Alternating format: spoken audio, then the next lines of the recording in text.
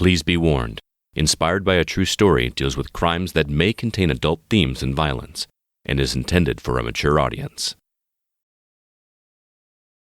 January 6, 1994.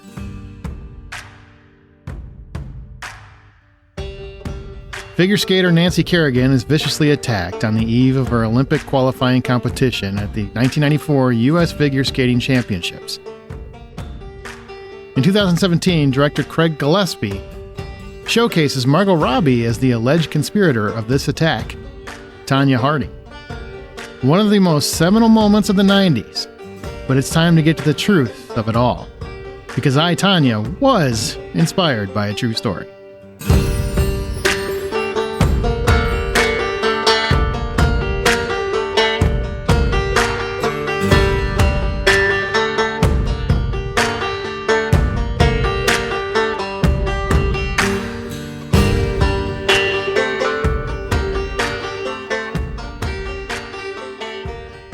Welcome to True Crime for Cinephiles. This is inspired by a true story, a podcast devoted to keeping artists honest. If you've never listened to our podcast before, welcome. First, we discuss the overall details of the actual crimes. Then after that, we discuss those facts as well as the film on its own and how much of it was true versus Hollywood magic. Remember to please share this podcast with your friends and review us on the app you're listening to right now, because it really does help the show. Thank you for that. I'm Aaron Peterson, an accredited film critic for the Hollywood Outsider podcast and website. Joining me today are my fellow film critics and true crime devotees, John Davenport. Hey, buddy. And Amanda Sink. Hello, hello. Wowzer, huh? I went down a rabbit hole on this one. Yeah, there's a lot to unpack when it comes to this story, because so many things were happening around that time all at once that really changed and put a different spin on society for us. Especially on the media. Yeah. This just speaks to how petty women can be. I'm glad the woman said that, because I would not have at all. Yeah. 100%. Women are not your friends. Not all women are your friends. You're going to get hate mail. No, I'm serious. That's Amanda at thehollywoodoutsider.com. Feel free to email her. Yeah. Not all women, and I specified that, but there are, and women know this, there are some very slimy, snaky women out there. Tell us more. And if you're in the middle of competition for something that will literally change your life and make you an Olympian, yeah, I can see people doing some crazy stuff. And I feel like you're already getting ahead of the argument on which side you tend to be on in this debate. Yep. Yeah, a little bit. A little bit. Spoiler alert. All right. Not the woman's side. No, a woman. She's on a different woman's side, I think. There's two women involved in this, John. Mm-hmm. Oh, right. The movie makes you forget about one of them entirely. Yeah, because they feature her for like 4 minutes. To be fair, I mean, it really is focusing on that woman's story. It's called literally I, Tonya. Yeah, no, that is fair. 100%. It's not called I, Nancy. But nobody would really care about her if it weren't for the Nancy situation. Oof. To the same degree that her name is notable now. You know what I mean?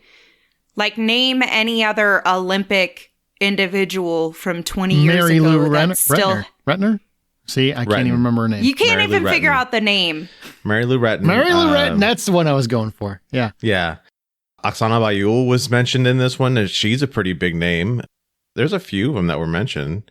I don't watch the Olympics, so to be perfectly honest, no, wouldn't stand out. But I did watch this competition. I remember watching when it happened. And then several months later, I remember watching a white Bronco. 94 was a wild year. It really was a wild year. That's also the year I graduated high school, so... It was a minute ago. I was one. I really wish I got to experience some of this stuff. You wish somebody propped you up in your cradle? Yeah. So you could go through it? Where was my big box TV when I needed it? Oh, man. Weird side note. I always had this... Nancy Kerrigan looks just like Nancy from A Nightmare on Elm Street. Now, I don't know why. That appears to me and appeals to me so often. 100%. Every time I see her in an interview and everything, I'm like, is that Nancy from... Is that Heather Langenkamp? One, two, Tanya's coming for you. Exactly. 3, 4... Better lock your curtain. Oh, my God. Okay, well, we should probably move on. But before we do, I want to give a shout out to Nate, a listener, who tipped me off to a date on a previous episode where I misspoke. I misspoke a date. I won't tell you where because I already fixed it. You'll never find it. But good on him for catching it when neither of these two yahoos did, nor myself. So thanks, Nate. Thanks, Nate. Way to go. Officially part of the crew, doing more work than John and I combined. Yeah. Whoa. Yeah, no, Whoa. it feels, it feels right. Feels like the right answer she gave there. I'm just letting you know. I don't know. It feels like anytime I come in with a correction, someone's like, are you sure? Because you're an idiot. Sometimes you get them wrong. Sometimes, apparently, you get them wrong, too. No, I had it right. I said it wrong. It was actually right in the actual wording. I just said it wrong. Oh, well, I mean, that happens to me But literally all the time. I will tell you, no one at the time or afterward corrected me. So I don't want to hear yours. I don't want to hear it. I literally I will get a baton, bitch. cannot remember names to dates. This is why I had such a difficult time with history my entire school days. So don't fault me for not being like, oh, apologies. This was actually November 18th, not November 22nd. No, I'll tell you. Sorry, it Aaron. was 1900s versus 1800s. It was a very noticeable discrepancy. Do you think I know the difference, Aaron? I sure hope you do. Again, with the history. I sure hope you do. It's 100 years apart. All right, that's probably I don't fair. know the difference in the time periods. No, that's probably fair. That's actually on us. Now that he's describing the moment in which he probably 1883 when it was probably 1983, and we're just like, let's let it ride. Or vice versa. I'm not saying what it is because you'll never know because it's completely fixed and it doesn't exist anymore. But That's on us. I think But we should. Nate knows. Yeah. Nate knows. it's still probably on YouTube because I can't re-up that one without a pain in the butt. Okay. Well, either way, I appreciate it and it was fun. And guess what? It's the holidays. This is December when you guys are hearing this, and it's a great time to talk about horrible situations like this. So as of this recording, nothing says Christmas like a baton to the knee. Like rivalries. Nothing says Christmas like rivalries. Yeah, exactly. I was going to go with like playing in the ice, but okay. Or that ice capades, figure skating, Yeah, all that. that's very wintry. Very wintry. We should really do the story of Blades of Glory after this because that's just based on a true story, right? I'm down. I think I understand why Nate was the only one that corrected me. So as of this recording, Tonya is streaming on Max, but that's always subject to change. New episodes are released every 2 weeks and can be found wherever you listen to podcasts or at thehollywoodoutsider.com. You can hear episodes early by supporting the show at patreon.com/thehollywoodoutsider and suggest a film or share your thoughts by sending us an email to inspired@thehollywoodoutsider.com. Film and true crime fans alike are always debating how true their true crime is. Andrew Whitworth once said, if you're a true warrior, competition doesn't scare you. It makes you better. And sometimes, Andrew, it makes you bitter. This is the truth behind I, Tonya.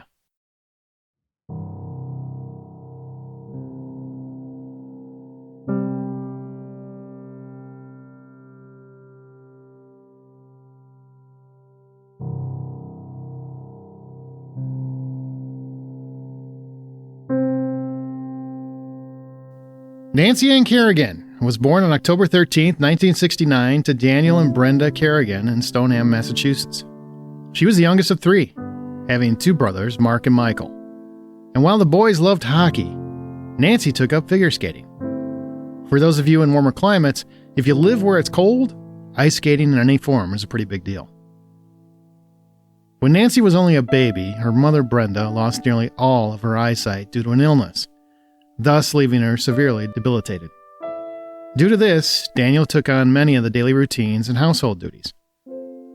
At 6 years old, Nancy began to find her calling when she started taking skating lessons at a local skating rink. The instructor there immediately noticed Nancy's innate ability on the ice and encouraged the Kerrigan family to set Nancy up for private lessons. Well, if any of you listening have a child in any sport of any kind, you know that private lessons do not come cheaply. They were expensive. To afford them, Daniel Kerrigan, a welder by trade, took on a second job as a maintenance worker and even took out loans to keep Nancy's sheer talent and dreams afloat.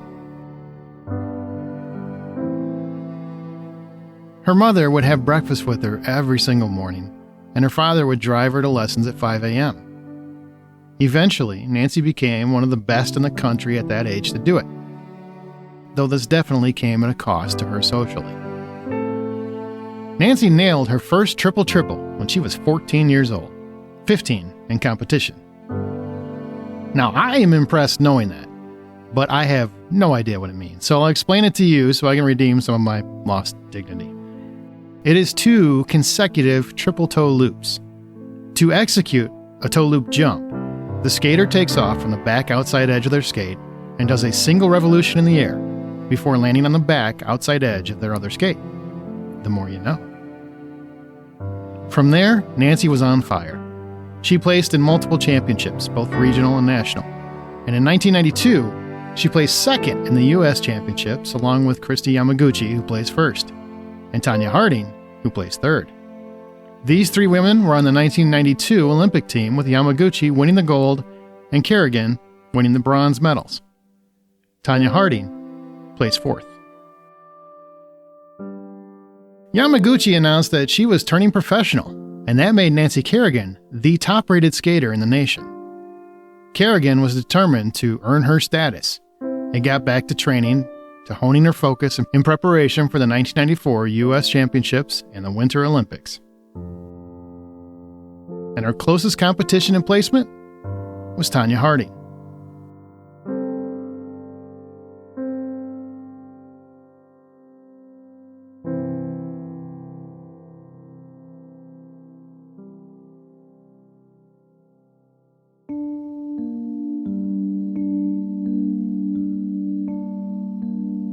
Tonya Maxine Harding was born on November 12, 1970, to Albert Harding and Lavona Golden. Tonya grew up in East Portland, Oregon, and her life was anything but the typical life of an eventual figure skater.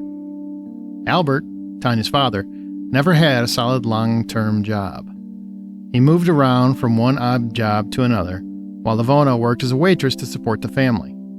Her parents divorced when Tonya was 16. Tonya dropped out of high school to focus on skating, and later achieved her GED. Tonya would later claim that her mother used to beat her frequently, which could explain her tendency to stay with her ex for so long after his abuse, allegedly. As for Lavona, she only admitted to spanking Tonya with a hairbrush at an event, adding, "I didn't abuse any of my children." That's what she acknowledged in Truth and Lies, the Tonya Harding story for ABC. Quote, "Spanked? Yes, I spanked. Absolutely. Positively. You have to show them right from wrong." Lavona also defiantly denied she'd ever stabbed her daughter with a steak knife, saying, quote, "Why would I throw a steak knife at anybody?" Before adding that her daughter has, quote, "lied so much she doesn't know what isn't a lie anymore." Tonya Harding also accused her half-brother, Chris Davison, of molesting her, which Tonya did eventually call the police on him, and he eventually spent time in prison before being killed in an unsolved hit-and-run attack in 1988. Harding has gone on the record as saying, quote, "Davison is the only person I've ever hated." While other figure skaters grew up wearing princess dresses and playing with Barbies, don't get mad at me, I didn't create this stereotype. Tonya grew up hunting, fishing, drag racing, basically doing anything but. And if you doubt that I'm exaggerating how down those in charge look at this lifestyle, listen to this quote from the official Olympics biography page on Tonya Harding. And this is a quote. Tonya Harding was a singles skater who was probably the most controversial figure skater in American history. Unlike most figure skaters, Harding was from a poor family, decidedly from the wrong side of the figure skating tracks. She hunted and fished, was an accomplished auto mechanic, played pool, smoked cigarettes, and was completely outside the skating establishment. Now, whatever you think of Tonya Harding, tell me any of that had to do with her Olympic skating. Tonya began skating at 3 years old, and eventually Lavona connected with coach Diane Rawlinson, who worked with Tonya to train and prepare for competition. Tonya placed 6th or better at several championships before getting a new coach in Dodie Teachman, who seemed to really helm Tonya's strengths. For those that don't know, I've got more ice skating information. A triple axel is a figure skating jump that involves 3.5 rotations in the air and is considered one of the most difficult jumps in the sport. There's the takeoff, where the skater launches from the outside edge of their forward skate. The rotation, the skater spins their body around 3.5 rotations in less than a second. And there's the landing, where the skater lands backward on the opposite skate. None of that makes much sense to me, but it does sound impressive. Though Tonya is universally credited as the first to complete the triple axel in competition, she was actually the second. Distinctions are important.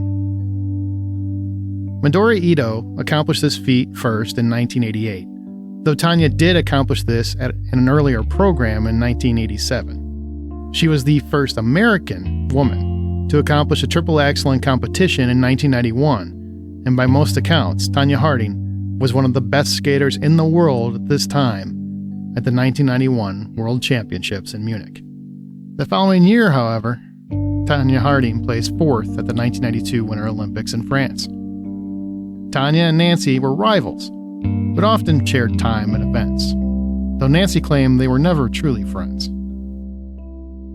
In the 1993 season, she skated poorly in the U.S. Championships and failed to qualify for the World Championship team. So 1994 was very important to her career going forward.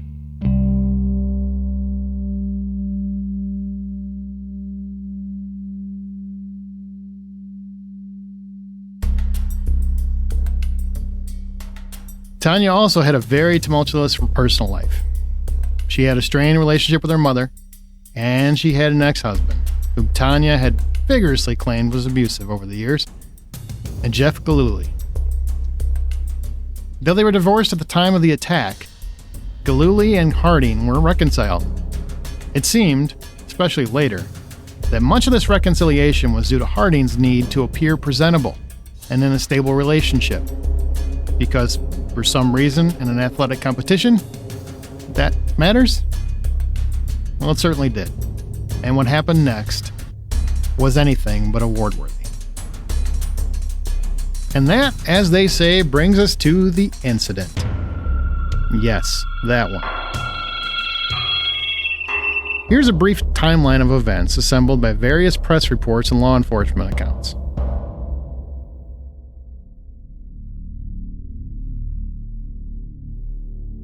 So after Harding's rough 1993 performances, she was concerned about her future. She also received a phoned-in death threat previously in 1993, where no one was ever caught, which forced her to withdraw from the Northwest Regional Championships. And that planted a seed in Jeff Gillooly and Sean Eckhart, Tonya's alleged bodyguard. I say alleged because, by his account, he is an international man of mystery.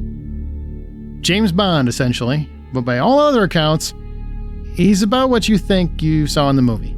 A duddits. Jeff Gillooly complained to Sean about Tonya's chances against Nancy, to which Sean allegedly stated, "What if Nancy were to receive some type of threat?"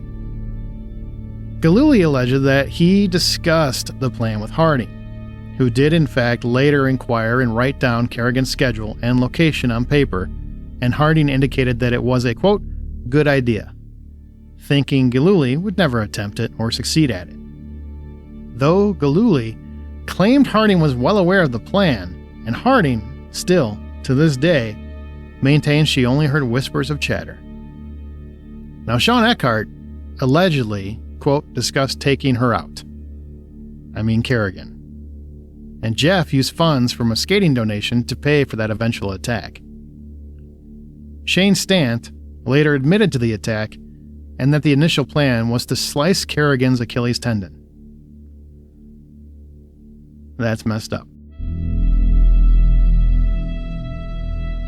January 6, 1994. Nancy Kerrigan had just finished her afternoon practice at Cobo Hall in Detroit, Michigan. As Kerrigan left the ice and entered the backstage hallway, behind an elongated curtain away from looming cameramen, a man named Shane Stant came up behind Nancy, extended his telescopic baton, and fiercely hit Nancy's right leg, in the lower thigh area. Then Stant proceeded to leave by smashing a chained-up glass door with his head. Subtle. Nancy was famously captured on camera screaming in agony, asking, "Why? Why? Why?" The footage was broadcast around the world, and 24-hour news coverage was born. Remember, this is months before O.J. Simpson went for a stroll late at night. So all eyes were on Nancy Kerrigan, and who could do this to her? Most importantly, why? It was a fair question. In an ABC interview after the attack, Nancy stated, "That was one bad guy, and I'm sure there's others. These kinds of things happen before in other sports, but not everybody's like that. And most people are worried about me and wondering what happened. Those are the people that I want to tell that I'm okay. That's not the most important thing. Skating. If I can't skate, I'll deal with it. I'm okay. It could have been a lot worse." After the attack, Sean Eckhart bragged, the same day, to his friend. Russell writes that, quote, "Kerrigan got it." The next day, a woman called Police Chief Benny Napoleon and named 4 individuals involved in the plot, one she heard months ago. Napoleon then brings in the FBI. Meanwhile, Tonya Harding wins the U.S. Championships.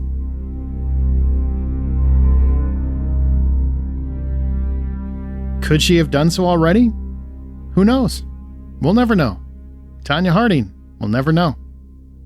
Michelle Kwan, who was 13, took second, and both women made the Olympic team with a stipulation that if Kerrigan miraculously recovered before the Olympics, she would take Kwan's spot, which is exactly what happened.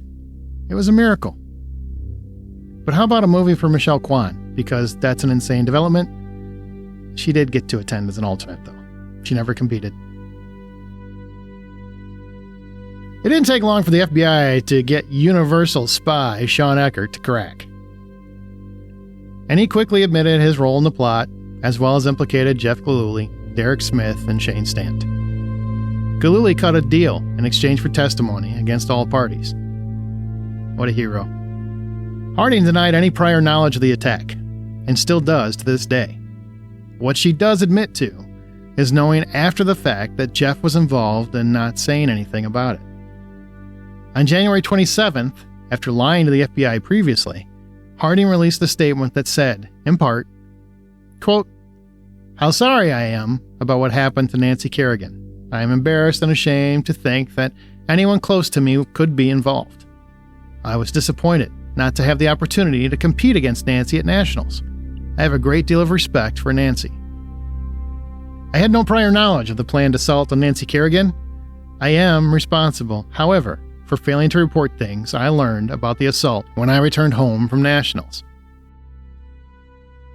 Within the next few days, I learned that some persons close to me were involved in the assault. I have since reported this information to the authorities. Although my lawyers tell me that my failure to immediately report this information is not a crime, I know I have let you down and have also let myself down. Many of you will be unable to forgive me for that. It will be difficult for me to forgive myself. I still want to represent my country in Lillehammer, Norway, next month. Despite my mistakes and rough edges, I have done nothing to violate the standards of excellence and sportsmanship that are expected in an Olympic athlete. I have devoted my entire life to one objective, winning an Olympic gold medal for my country. This is my last chance.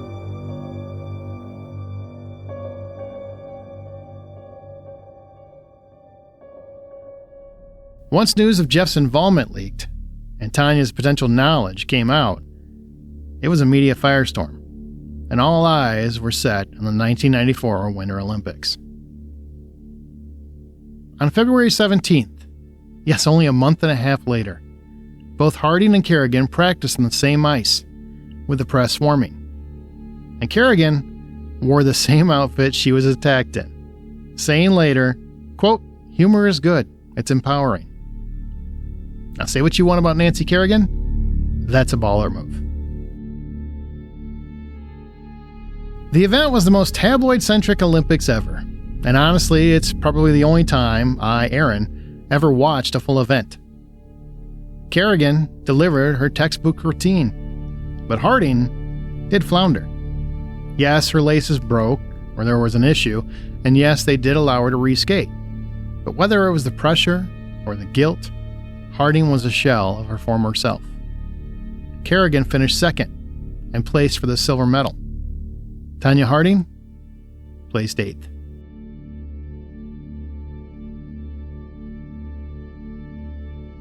On March 16, 1994, Tonya Harding pled guilty to conspiracy to hinder prosecution, a Class C felony. It carried with it 3 years probation, 500 hours of community service, and a fine of $100,000. She was forced to resign from the U.S. Figure Skating Association and could not compete in the World Championships, which she would have left for the next day.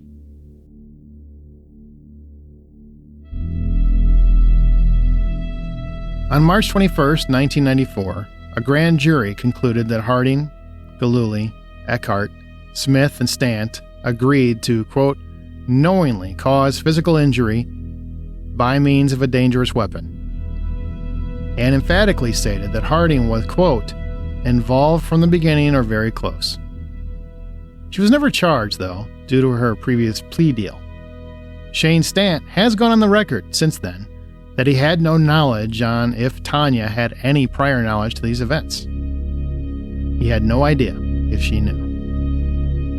On June 29th, the United States Figure Skating Association. Does everything have an association now? I think so. Well, they concluded that, quote, by a preponderance of the evidence, the panel did conclude that she, Tonya Harding, had prior knowledge and was involved prior to the incident. This is based on civil standards, not criminal standards, bank records, phone records, the way they came together to establish a case. And her plea deal indicated a clear disregard for fairness, good sportsmanship, and ethical behavior. Therefore, she was stripped of her 1994 U.S. Championship title and banned for life from all USFSA events as a competitor or a coach. Tonya Harding was banned for life from the one thing she'd been training her whole life for. Now, since the events of this, Tonya Harding has had a sex tape uncovered, become a celebrity boxer, and essentially done what she could to make a little money off of the infamy while she is now happily married and a mother. Kerrigan retired and, for her part, has forgiven Tonya, despite believing she was involved from the get-go. Both Kerrigan and Harding have completed on Dancing with the Stars. Fun fact. Nancy Kerrigan married her coach, Jerry Solomon, the year after she retired from skating in 1995. They have 3 children now.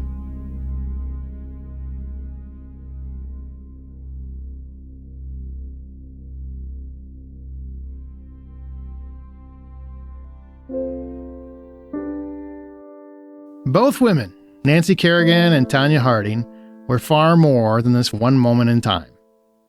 Both had trained most of their lives to become the best figure skater in the world, and they were both certainly accomplished in this field.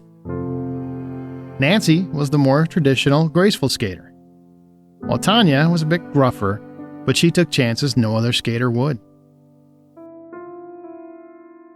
Nancy Kerrigan has become famous from this incident, surely, but it's important to note she also has a bronze and silver Olympic medal. She is quite accomplished on her own. Tonya Harding was an amazing skater in her own right. She accomplished the triple axel in international competition, which, to the date of this recording, has still only been done by less than 10 women in Olympic history. 10. Would she have garnered a medal of her own had the attack on Nancy Kerrigan not occurred? If she had been left to her own devices and not had the national spotlight thrust on her door as the worst person in U.S. sports, at least until OJ came along in her white Bronco? Possibly. We'll never know. Most importantly, she will never know. All of us Every one of us is a product of our upbringing. Who or how we are raised determines who we will be as adults. The very best of us find a way to escape negative confines and create a better world for the children we later raise or those we come in contact with. It's all about the choices we make later in life. Tonya Harding was an Olympic competitor that will forever be known as something darker. Did she know prior? Could she have stopped the attack? Was her ex-husband throwing her under the bus for a plea deal? Or is she simply a compulsive liar unwilling to take full responsibility for her own actions? Is she, ultimately, complicit? Only Tonya and Jeff know the truth about those questions. But that is never going to stop all of us from guessing. So what do you think?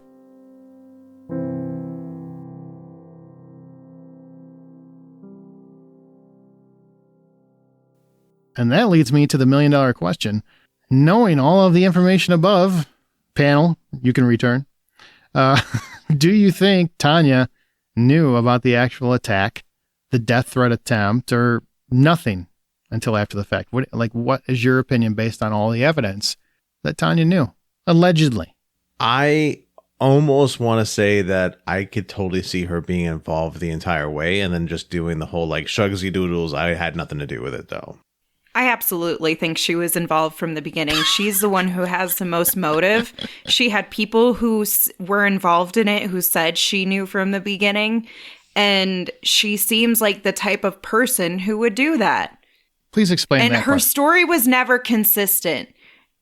Because she seems like, she doesn't seem, I don't know, there's just, if you compare Nancy Kerrigan to Tonya Harding, like the actual individuals, yes, Tonya Harding seems nice and everything, but Nancy Kerrigan is like the sweetheart, like America's sweetheart. And so I feel like there's probably a piece of Tonya Harding who has had to work additionally hard to get to where she's at, and is now probably knows that she's going to lose against this woman. Now, whether she knew exactly when it was going to happen, I don't know that necessarily would be true, but I guarantee that she was like, yeah, I'm super down for her to get fucked up so I can win. Allegedly guarantee. Yeah. I don't want any lawyers calling me. Allegedly guarantee. Allegedly. Yeah. I also, allegedly, I think she knew more than she's letting on. Based on all the evidence that's provided. I mean, it's hard to say for certain, for sure. Now, do I think she wanted her to get hurt? Probably not. I think it was probably more along the lines of scare her away because that's my biggest competition and I want to win a medal and she's going to take one of my medals. I could see that. I also see, here's the one thing that doesn't get talked about very much, and I think this is a fair statement. People that are pushed into sports like this, competitive sports, when they're very, very young, spend most of their lives thinking about only one thing, winning, right? That's all they think about. It's your environment also affects the decisions you make as you become great at a sport. And I do think you need a certain ego to compete in a certain sport. And I do think that Tonya Harding was given unfair treatment in terms of scoring due to her upbringing because she wasn't a textbook figure skater. Right. She came from, and those things do weigh on someone who's young and she obviously had a life of bad choices, right? They're her own choices. I'm not making excuses for her, but she also had a hard upbringing, obviously, very different from Nancy's. And, there was a lack of responsibility. If you read into her mother, there's a lack of responsibility there too. It's definitely something that continued, it carried, hopefully it stops with Tonya and doesn't move into her family down the road, but it's something that has definitely been learned behavior. And that leads me to think she probably did know more. Now, maybe she's convinced herself that she didn't, but that happens very often with people who don't take responsibility for things or lie often. See what I'm saying? Yeah, I see what you're saying. Some of the things I think about when it comes to this is that you take two people, Jeff and Tonya, who are both like oil and water. They really have no business being with each other. And the problem that I see over and over again when it comes to couples who are like this, who have no business being with each other, they're oil and water. They'll never become the same thing. Or even if they do mix into something, they'll eventually separate anyways. Is that there's a lot of unhealthy features or unhealthy habits that happen back and forth between the two people. It's toxic. It's a toxic relationship. It's very toxic. So there's a lot of like bad decision making because of all this toxic emotions being thrown around. And you have two people who are still too young to understand how they're supposed to manage these sorts of feelings. And especially one who's, though exposed to a lot of the world, still kind of sheltered because she hasn't had the education or backing to be able to develop in a certain way. One of the things that I noticed sadly was that Jeff in 2013 has said that he's disappointed because she'll never be remembered for the wonderful figure skater she was, just what he ended up talking her into doing. So in 2013, he's still saying, yeah, I ended up talking her into doing that. Whether or not she knew I don't think is as much of a question as it should be. How culpable can she be if she's being talked into like these terrible decisions by somebody? I don't know. You're still responsible for your decisions, no matter if somebody talked you into it or not. That's true. Ultimately. I mean, yeah. I would love to say that gives you a pass, but it doesn't. But I do think you're very young. All you know is competition. Your whole world is focused on competition. I think there's an enormous pressure on these, let's call them kids, because they're really kids. I mean, they're barely been around to really be trained on how society works as a norm. You know, they both come from completely different environments, and this, I could see her seeing this is her last chance for success and making the wrong call, making a bad call. Again, she should take responsibility if she knew anything, but most people don't. How many people do? You know, even when they serve time, they still come out and say, I didn't do it. Wasn't me. Hey, wasn't me. I don't think he had that much of a hold from like a legal sense over her, because she had means of keeping herself safe from him if she said no. What do you mean? Like the only thing that I could see being a potential reason for her to be excused in this whole thing or convinced is if she felt she had nowhere else to go. Mm-hmm. You know, that Jeff was like her only means of stability in life. Yeah, she tried to leave him multiple times, right? But in a literal sense, like emotionally, yes, I understand that there's like the probably mental abuse on both sides that John's referencing with the toxicity, but you still are responsible for those choices. What she could be less responsible for is if she was like financially being withheld from like being able to leave or something. And that's not really the case from what I understand. So to me, that removes any potential for her to be like, well, I couldn't have said no. But the thing is that those relationships in themselves are something that become very addictive, especially with certain personality types, which I'm not 100% certain that these are these personality types, but these people who have these moments of like really high highs and really low lows get to be addicted to the feeling of dopamine that gets released whenever something like this happens, these kind of relationships come around. And that's why they keep returning. That's why they keep opening themselves back up. And I don't disagree with the reality of all of that. But every person who has an addiction and makes choices that you shouldn't be making are held responsible to consequences related to it. And she is held responsible to the consequences related to it. To a degree, I would argue that having probation isn't really necessarily giving her the right consequences for what she did. Well, she lost her livelihood. She lost everything she's worked for. Yeah. Yeah, and it's not like in the movie where one judge ruled that. Like that was from a skating investigation. That was down the road. But she did lose her right to skate. And I guess that leads to another question. Do you think that was fair, being banned for life from skating? I mean, I consider that punishment. It's your integrity. So yeah. Any organization that wants to stand on, we support everyone to having a fair and equitable experience in competing, and wants everyone has to, you can't even be in competition and have like tattoos.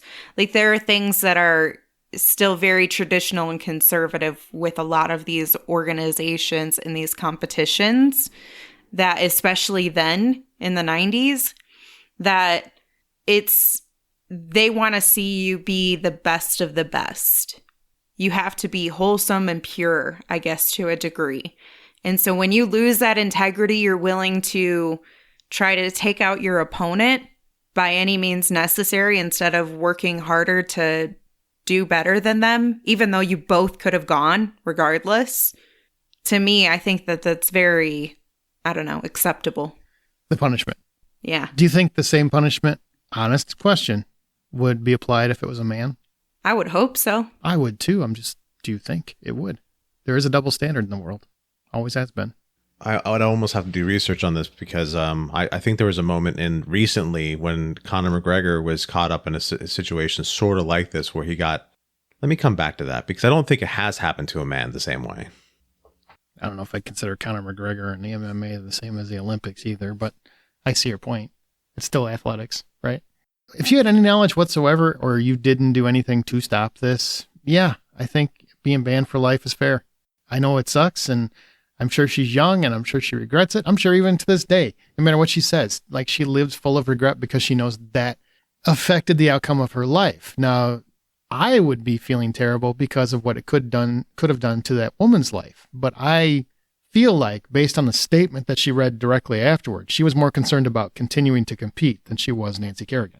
So to answer your question, I mean, it isn't a fair comparison because it is the UFC and it is MMA fighting, which is a little bit dirtier or whatever. But yeah, there was an incident where Conor McGregor attacked a busload of his rivals and he got a slap in the wrist and had to go to community service and anger management over it. But he didn't lose the ability of continuing to fight in the MMA. So, no, not the same thing. They should be a same here where he's like, oh, well, you compete in this thing. You took an opportunity to try to hurt people you would be competing against outside of the actual event in which you'd be doing this in. So, yeah, you should be taken out of the competition as well. So it's cheating in a way. Yeah. Not in a way. It is cheating. It is cheating. There's no in a way about it.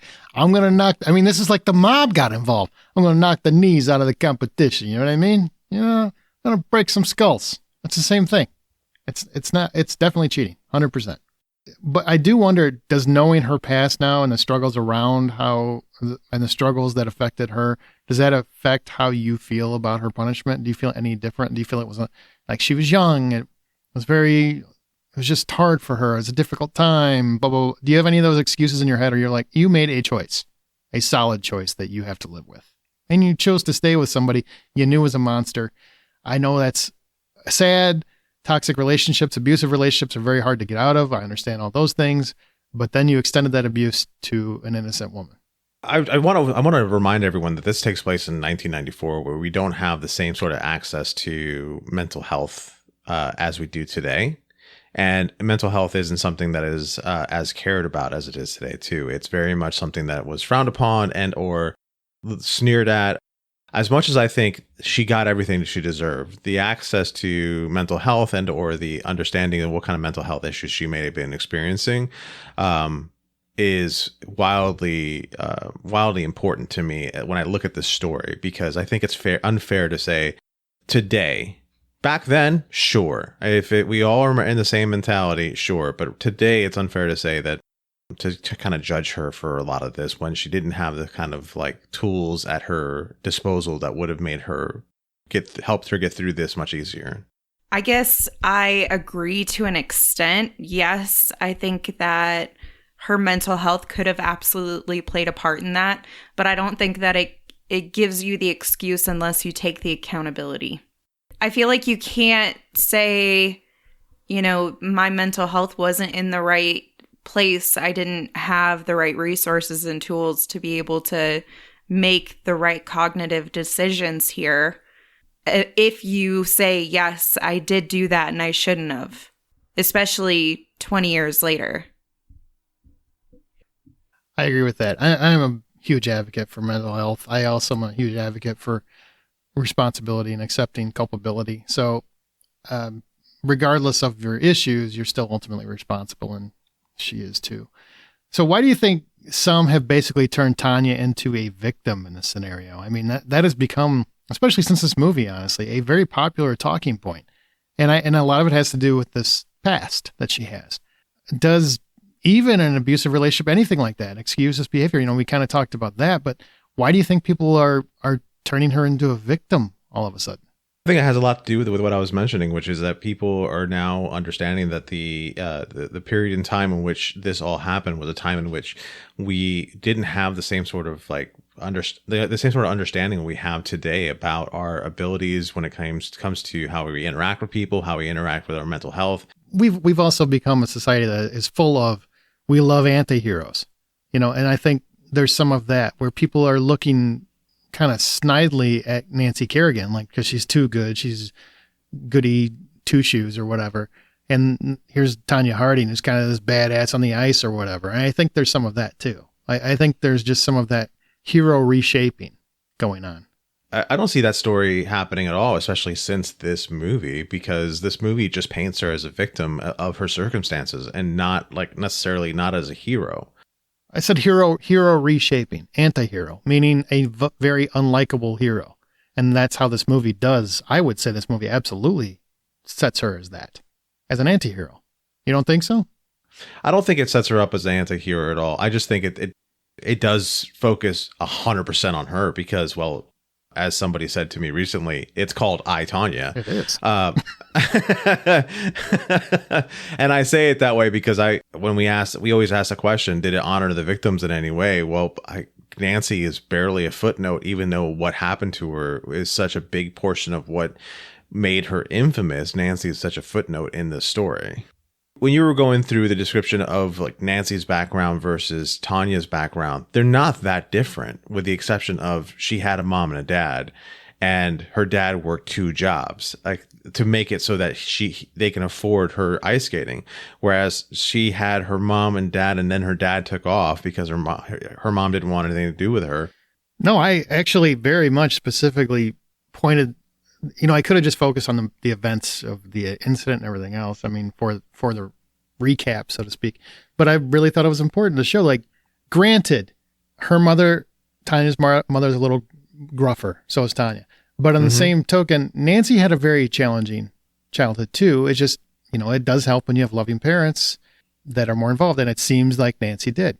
But they did have very similar struggles in terms of trying to come up and pay for skating and everything else. Like, she wasn't loaded. Nancy Kerrigan's family wasn't loaded like people seem to think. I applaud you for pointing that out and making sure that that's the very first thing you touch on, is that Nancy doesn't come from this upper scale background, because, well, the movie starts basically from there, which is, you know, she's not as refined as some of these pretty girls. She doesn't have the fur coat, and she doesn't have the all the different skates and all these other things that some of the pretty girls that are all part of the skating community. She is basically this knuckle dragger who runs around and like beats people up. That people are going to write me on that one.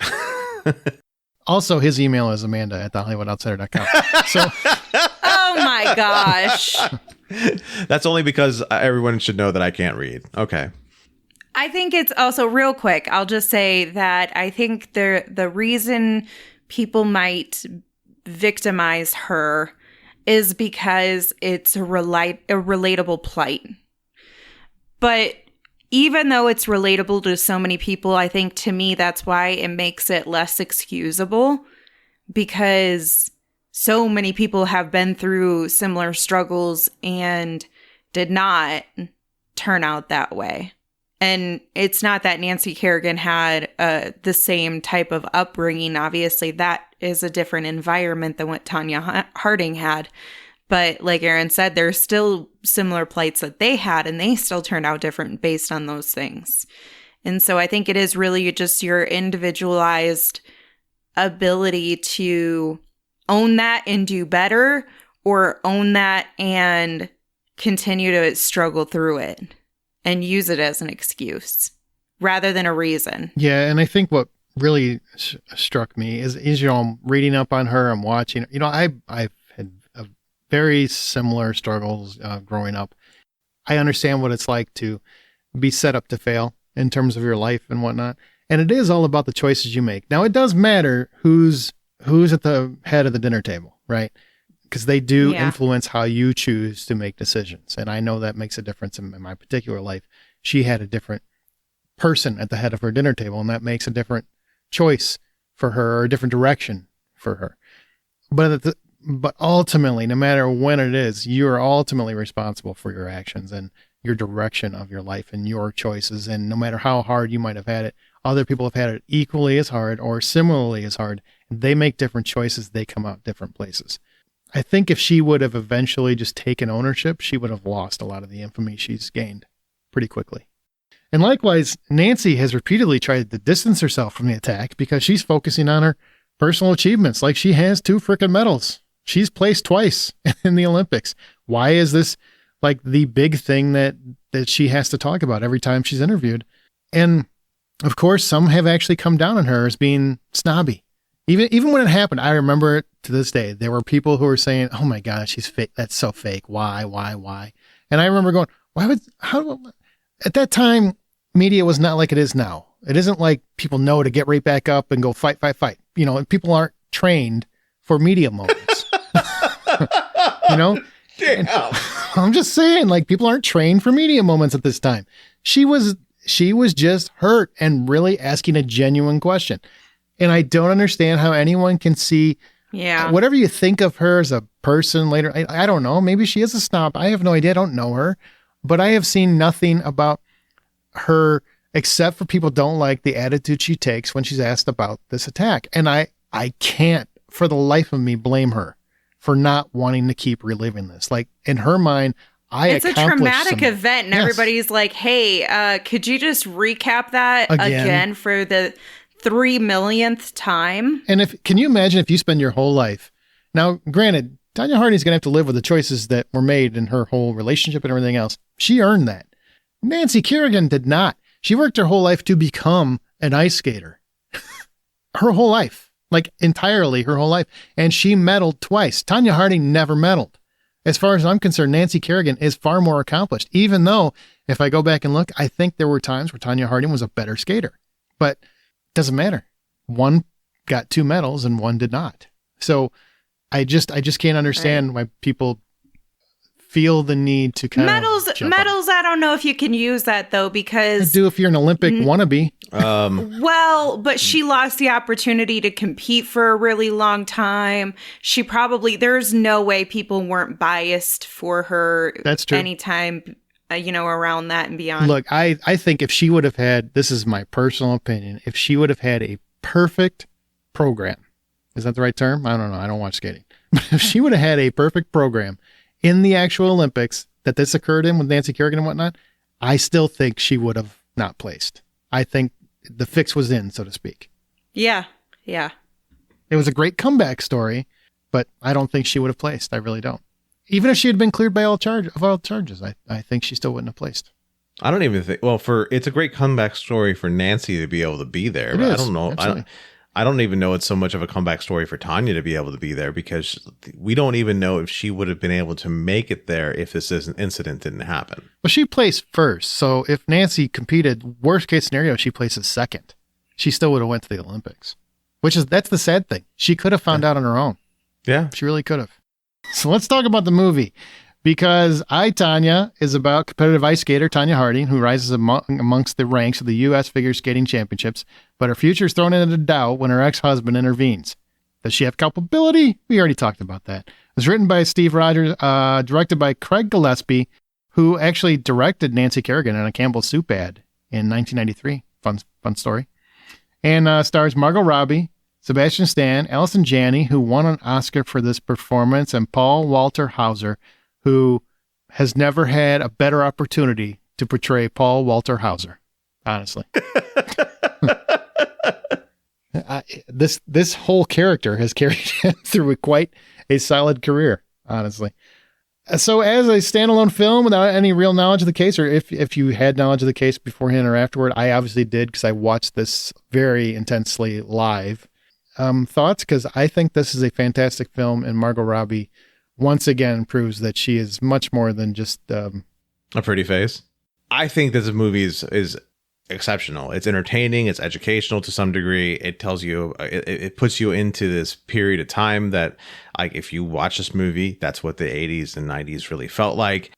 I just adore Allison Janney in this movie. And I think the thing that I will never get over is the moment where she's got the parrot on her shoulder and she's like, stop it. Which is to me, oddly enough, one of the greatest moments in the story. I think she's great. I love the parrot bits where she's constantly has the parrot like pecking at her head. I just think that's fantastic. Uh-huh.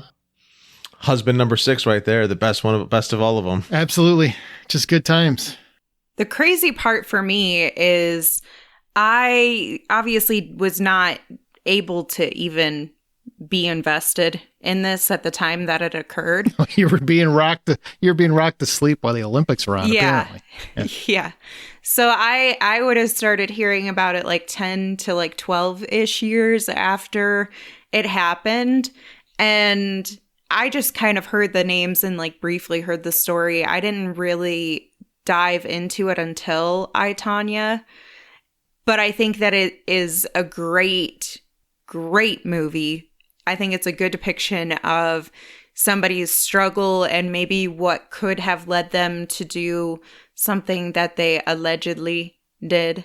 But I think the only thing, and Margot Robbie is phenomenal in it. I think the only thing is, it would have been great to see a little bit more of Nancy Kerrigan in this movie, because she does play a character in Tanya's life, even though like we just would have had to see more after the fact. Yeah, I would have liked for them to dive in a little bit more about the rivalry, so to speak. I mean, the fact that they were competitors, and to kind of get a better understanding of that. I don't think they do a very good job in the movie of that. I do love the kind of documentary / dramedy take that they have, where mockumentary style. Yeah, the mockumentary, so to speak. I mean, there is very much a movie at play, but also they have, sections that are like The Office, and it really does play well. It's actually very well executed.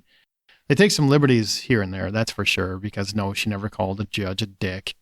But on the same token, a lot of this is very accurate according to Tonya and Jeff. It's, a lot of this is taken from their personal accounts of things that happened. So it's very interesting how they made a movie of this, and that they chose to focus solely on Tonya as opposed to bringing really Nancy Kerrigan into the front of the equation. Any issues with the movie, so to speak? It didn't respect Nancy enough, but the rest of it, I was there for it, because the story did a very good job about this might be true, this might not be true. Yeah, this might be true. They did a very good job of that. I especially loved when Tonya starts training again, and her original coach is like, she really did this. And then she runs by with the wooden log. She really did this too. I especially love those parts. It was very smart. It was very well executed, very smart. I was very disappointed to realize, when I went back to look at the history, because I knew Margot Robbie and Allison Janney were both nominated for Oscars, but the movie was not, and it was very disappointing. It should have been. Yeah, it really should have been, especially that year. Like, that really should have been. Well, I mean, that's the only year it would have been nominated. But yeah, it would have been weird if it was nominated a couple years later. Or earlier. I mean, think about how, if it was a couple years earlier, the movie's not even made yet. We're going to nominate it? No. Yeah. But Allison Janney, man, she got the Oscar. Good for her. She crushed it. Good for her. She really did. She really did. But her face does it all, too. The moment where she's watching Tonya skate after finding out what happened with Nancy, like the moment where she's standing in the cafe and she's supposed to be serving, and she's like, I want to see how she finishes, and she just stops to see her finish see her face when she finishes on the screen. That in that moment, you almost feels like she's saying, oh, she's been on this in on this entire time. And that she thinks that way, because she then turns around and tries to capture Tonya saying that she knew about it the entire time. Yeah, she does. Well, some fun facts about the movie. Allison Janney had seriously trained to become a figure skater throughout her childhood. That fun fact. However, when she was 17, she accidentally walked into a sliding glass door. A lot of sliding glass door problems here. And gravely injured her right leg. And in an interview in 2014, she told the interviewer that her leg came close to being amputated. She said, I lost like 3/4 of my blood. I lost an artery and cut a tendon. I was in the hospital for 7 to 8 weeks. I missed my first year of college. Holy crap. And you know what? And after that, of course, I didn't skate for a very long time. Isn't that insane? It's nuts. That really is. It truly is. Sliding glass doors, man. They come at you. They just come at you. There's a real danger. I knew a friend who went through a pane glass door too, and he almost lost an arm. Here's a fun fact. Don't go running at them. Like, what do these people do? What did your friend do to go through a sliding glass door? Cut the story way too short. He kind of went running at it. There is the problem, right? All right. Well, speaking of skating, although Margot Robbie trained extensively for the role, she was unable to perform a triple axel. Well, who can, man? That's a pretty impressive freaking thing. Nor could they find a double to even do so, because very few women figure skaters can even do that jump. So they don't want to risk it. So producer Tom Ackerley, who's also Margot Robbie's husband, in case you didn't know, there have been only 6 women since Tonya Harding at the time of the film who had done a triple axel. Even if there was one who was doing it today, she'd be training for the Olympics and couldn't risk doing it for the film. So they accomplished that jump with the use of visual effects. But that just goes to show you, look, think whatever you want about Tonya Harding, Nancy Kerrigan, all that situation. You can't deny that she was an impressive skater. She did something that people normally on the ice can't do, women skaters in particular, because it takes a lot of upper body strength and whatnot. It's very impressive. I don't even understand it, but I'm impressed. That's the saddest part about her whole story, is the fact that she had a physical prowess to her that's made her singular, or nearly singular, in the ice skating world, especially at that time. And if she would have just put her head down and focused on the medals, and without focusing on all the bullshit around her life, would have probably medaled easily. I believe over time. Sebastian Stan, didn't mention him, but he did a very good job. I thought he was very impressive as her husband, and it's not an easy role to play because, he's not really so unlikable. He's a terrible person. Just terrible. I really love that scene when when that whole thing happens, and Allison Janney's first instinct is fucking mustache. Yep. I love that. Well, to prevent damaging her hair, Margot Robbie wore wigs as Tonya Harding. You mean that wasn't her real hair? What a shock. Yeah. Ironically, I can see the wigs. Ironically, the hair team used beer to achieve the crunchy perm look when regular hair products did not produce the desired result. Bam! That's amazing. Gross. Ladies, I'm just telling you from a guy's perspective, just stop trying so hard. Beer is fine. Use beer as conditioner. I'm good with it. You'll have that malty, that really great malty scent that guys like so much. Big fan of crunchy hair. Yeah. Who doesn't like that? Lastly, Sarah Kawahara choreographed Nancy Kerrigan. Fun fact. And Kawahara is actually who helped Margot Robbie train for her role, who does do a lot of the skating that you see in the movie. Like, she doesn't do a triple axel, but she does do a lot of skating. And I got to say, that's impressive. What she does, that's really it just cool. goes to prove she's a great actress. She's so much more than a pretty face, John. See, now you don't sound creepy. Fair enough. There's irony here involved. So what the movie got right and did it respect the victims? I'm going to talk about some stuff that was left out or got wrong, but in terms of respecting the victims, I think this really takes a loving approach to Tonya Harding. I don't think it does much for Nancy Kerrigan. I would agree with that. It does nothing for Nancy Kerrigan. Mm-mm. No. It really does leave you in a position to think that Nancy Kerrigan's one of the uppity, white bread, super rich ice skater women, where it would have been so much better to see that there's like the two of them came from the same place. Antihero. See? Antihero. Trying to make her an antihero. Okay. Just saying, like, that's literally what they're doing.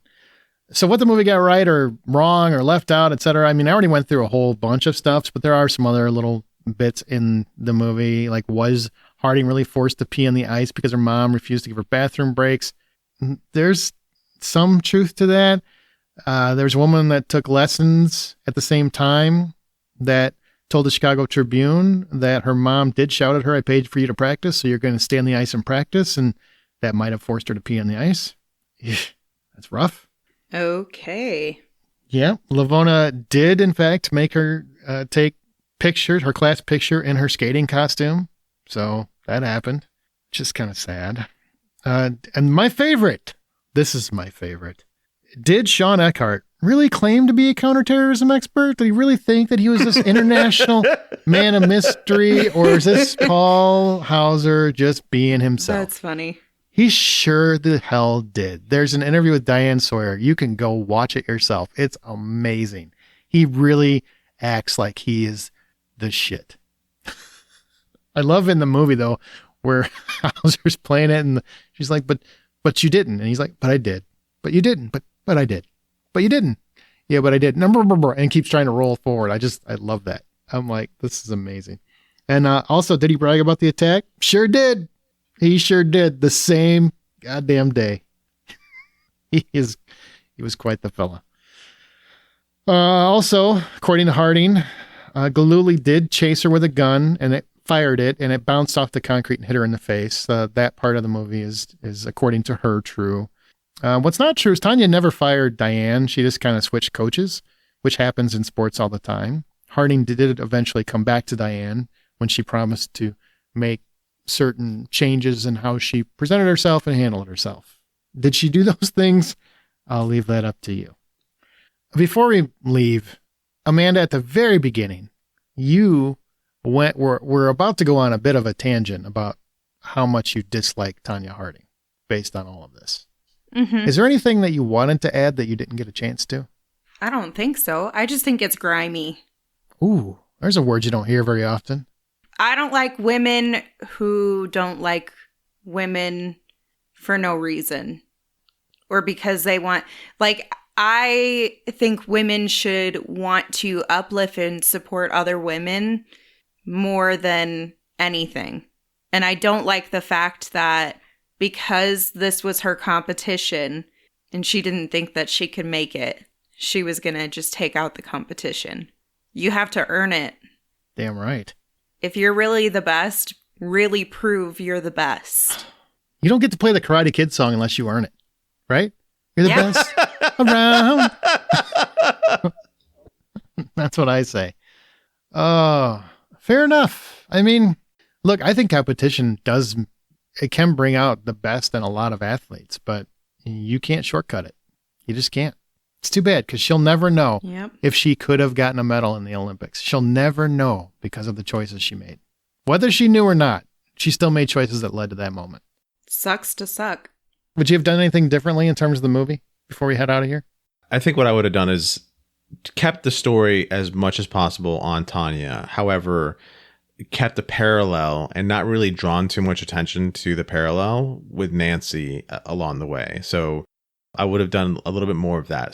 Yeah, I would have liked just more Nancy Kerrigan in general, or more about their rivalry, even if it's just a depiction of Tonya working harder because we see Nancy and Nancy's really good, and something like that would have been great. Yeah, I would have liked, honestly, a little bit of the Nancy flavor, or the I, Tonya flavor for Nancy Kerrigan. Like, you have the actress that plays Nancy talking to the camera like, whoa, wait a minute. And just kind of like doing a quick aside as to here's what her version of events are. I think that would have been perfect. I think just a whole, like, especially exactly the way you just described it. Whoa, wait. Yeah, like a wall break. Yeah. I think that would have been fun. But outside of that, this is a great movie on its own. Like, it really is. It's amazing to me because we've had, this is the second really big sports theme. Foxcatcher was the other one we covered. And that movie is a bit of a snooze. This I would watch over and over again. This is definitely my second time watching it, and I think I enjoyed it just as much the second time around as I did the first. Margot Robbie should still win an Oscar. I'm just letting you know. Yeah, I mean, 100%. like today, for this movie.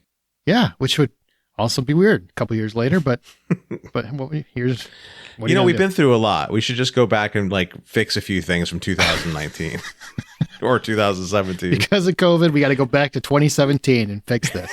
Yeah, I get it.